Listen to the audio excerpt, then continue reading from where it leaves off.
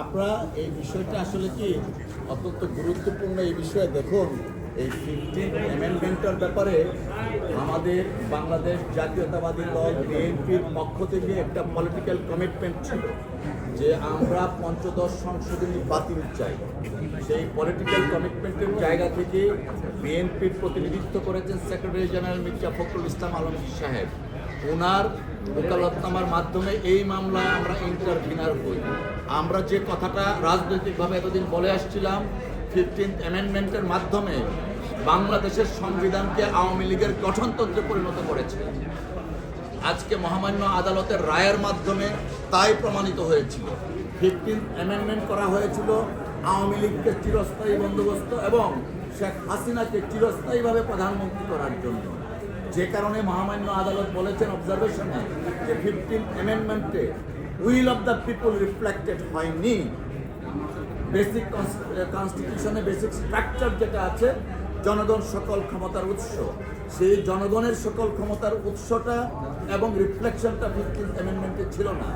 যে কারণে মহামান্য আদালত 15th অ্যামেন্ডমেন্ট টোটালটা আলট্রা ভায়ার্স হিসাবে ঘোষণা করেছেন।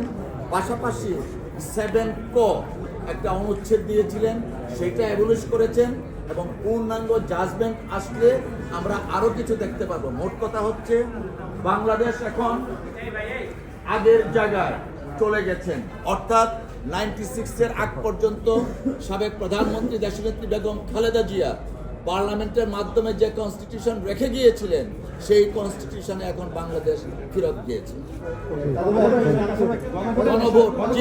গণভোটটা অ্যাবলিশ করা হয়েছিল, সেই গণভোটটাও পুনরুজ্জীবিত হয়েছে।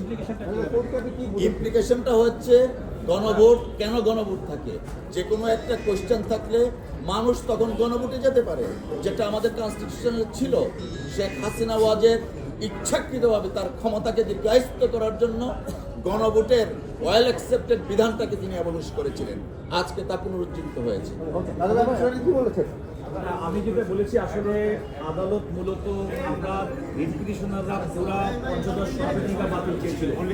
আদালত কিন্তু 4টি প্রভিশনকে বাতিল করেছে। প্রথমটা হচ্ছে 7 ক, যার মাধ্যমে বলা হয়েছিল, যেটা ভেদ আদালতের বক্তব্য, এটা হচ্ছে সম্পূর্ণ অস্পষ্ট সংবিধান সংশোধনী, যার মাধ্যমে কোনো অসাংবিধানিক পন্থায় কেউ যদি ক্ষমতা গ্রহণ করে তাহলে যদি সর্বোচ্চ রাষ্ট্রীয় শাস্তি কে করবে, এটাকে আদালত বলেছে এটা সম্পূর্ণ সংবিধানের সঙ্গে অসঙ্গতিপূর্ণ এবং এটা সম্পূর্ণভাবে অস্পষ্ট।